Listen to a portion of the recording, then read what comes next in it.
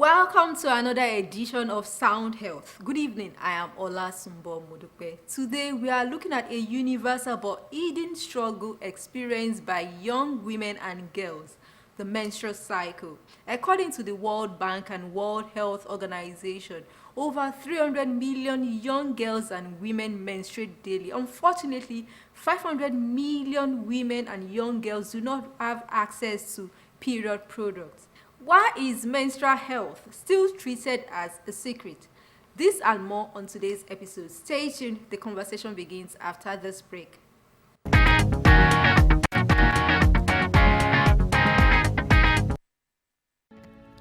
Kamal will die at 49. Lucy will die at 52. Ashley will die at 57. Fatima will die at 59. Ethan will die at 63. A privileged few will be healthy enough to live sometimes decades longer than others, particularly those with access not just to healthcare, but resources like housing, education and jobs. This is what health inequity means. To change this, we need to be all for equity.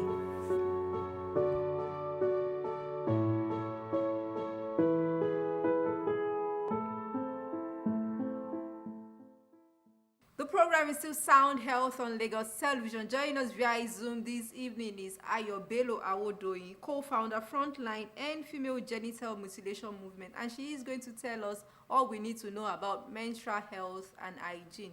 Good evening, Ayo Bello Awodoyin, and thanks for joining us. Good evening. Thank you for having me. Why is menstrual health and hygiene so important, and why do we still treat it as a secret? Thank you very much for that question. Menstrual hygiene is very important, and because it is a natural experience, it is a natural reproductive process of women. It is something that is crucial into reproduction, and people are quiet about it because of, I would say, the culture of silence and hypocrisy, which is not just limited to menstruation, but other aspects, of being a woman. Women have been taught how to protect themselves, how to cover themselves, how, in as much as women are sacred, I would say that there's been an extreme spot as to protecting women such that there is no voice, such that there is gap in information, such that there is a huge gap in communication. So I believe this is one of the reasons. There are religious myths surrounding menstruation. There are cultural myths surrounding menstruation that are shaping and affected how people treat menstruation. But I'm grateful and I'm glad that more than ever, there's been lots of conversation surrounding menstrual health education, which is very keen, not just for women, but also for men.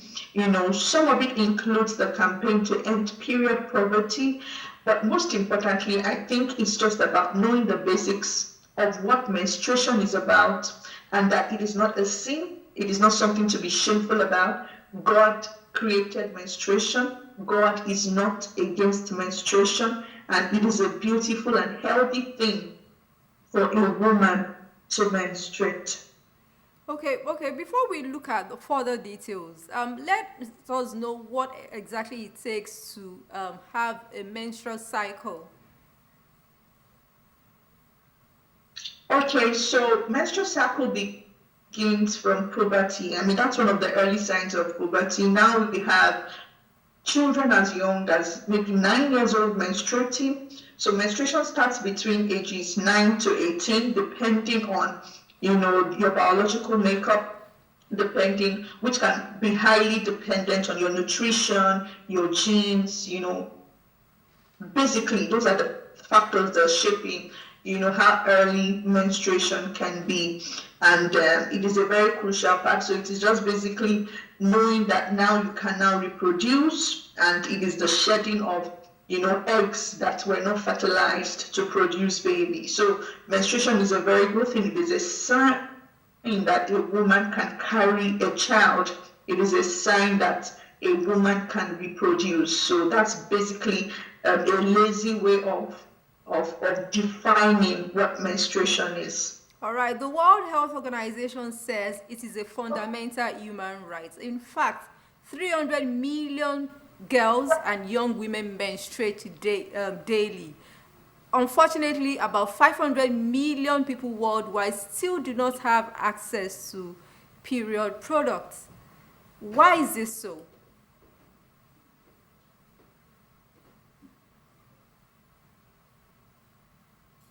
Very I think it's very, very important. We have people menstruating every day and they don't have access to this product either because they're expensive or they are not accessible. There are three basic things that are important when a woman is menstruating. Okay, number one, information and education. She needs to understand what is happening in our body. There are so many women menstruating, but they do not even have an idea what is happening. They just know that blood comes out at this time of the month.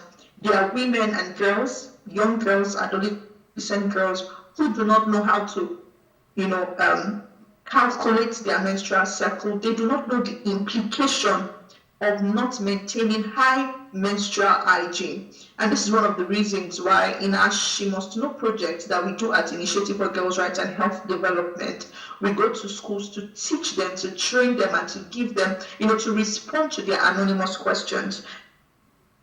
There was a day we went to a secondary school, and what we do is that we teach them how to use sanitary pads, and after that we give them sanitary pads that can cater to at least 1 month of cycle, 1 month of menstruation. And we got to this school while we were trying to arrange all our visibility materials to get started with what we came to do. We saw this girl, and she was already stained. And one of the teachers called us and said, you see, this is one of the important reason why you must continue to do this work. And then we called the girl, and then one of us followed her to the toilet and helped her change. So it is important that we continue, to support people, not just to have information, but with the materials. The second thing a woman needs is sanitary towels, hygienic sanitary towels. We've heard of women using their clothes as sanitary towels. We've seen women using tissue paper. Tissue paper, we learned that, it's not really healthy because it could dissolve and some of the particles can go in and all of that. So it is important that I'm happy that we have lots of reusable sanitary pads, and that is a very good one as long as it can be maintained in an hygienic condition. Another one that is very crucial is water. If you have education, you have sanitary towels. If there is no water to clean up, to wash your underwears, it is as good as, you are not ready. To have a clean shower. There are communities that do not have access to clean water to take care of themselves. So those are the three basic things, not to now talk of pain relief and other dimensions, that has to do with menstrual hygiene. It is important that we are having this conversation. Many people do not like to talk about menstrual hygiene. I remember in secondary school, I initially attended only girls' school. I attended Lagos Anglican Girls' Grammar School, Surulere. And I remember that when we relocated from Mushin to Agbara Estate, I had to change my school to a day mixed school. And I was in SS3 then, just to write my WAEC. And there was a day I went to school and I was stained at SS3. And I saw that a group of boys were mocking me, and even some girls as well. It took only one person to tell me, oh, your skirt has stained. And then I had to cover it with my cardigan and then my school bag.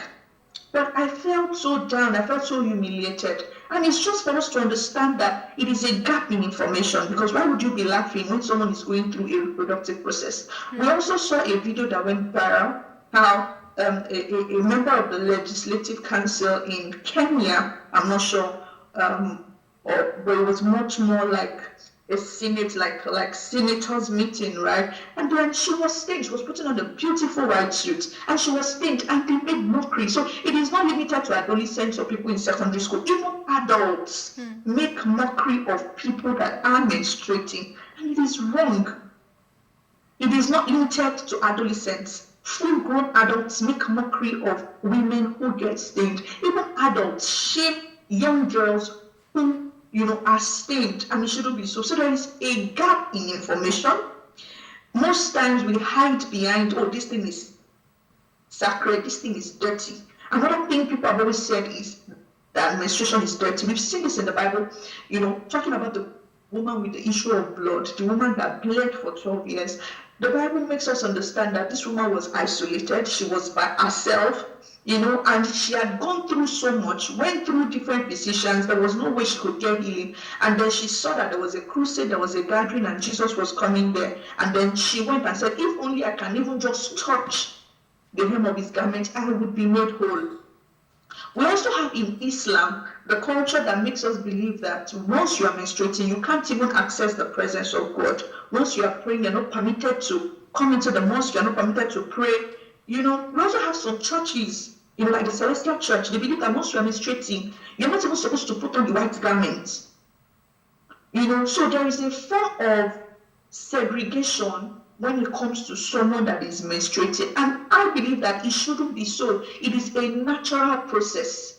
While you are menstruating, I believe you can still pray, because the one who made the menstruation, created you to have companion with him. Okay, so I'm just saying that all of the shaming and the poverty that has to do with menstruation is highly rooted. It is a form of systematic, response. It's as a result of the systems that has been put in place through culture, through religion, to see to it that women that are menstruating have maybe some issues thereabout. But it is not so. A lot of investment has to go into menstrual hygiene or menstrual health education, because it is crucial.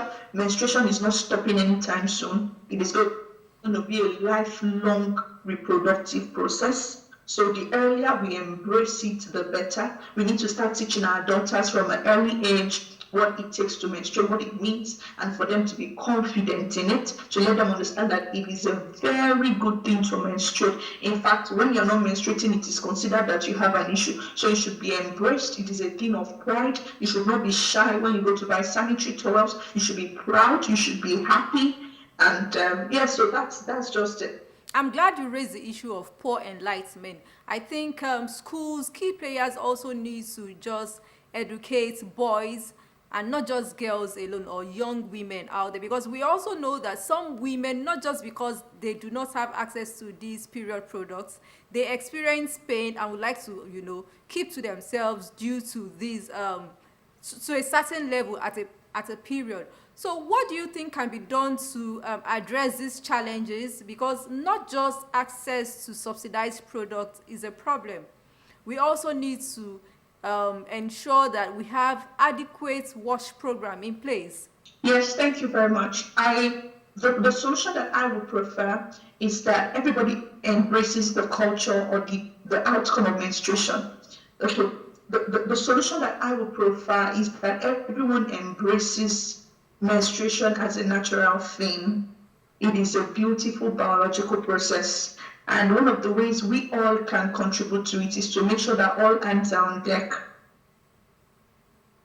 We should get to a point where you can walk into a restaurant, you go to the bathroom, you're not only seeing toilet rolls, but you are seeing sanitary pads.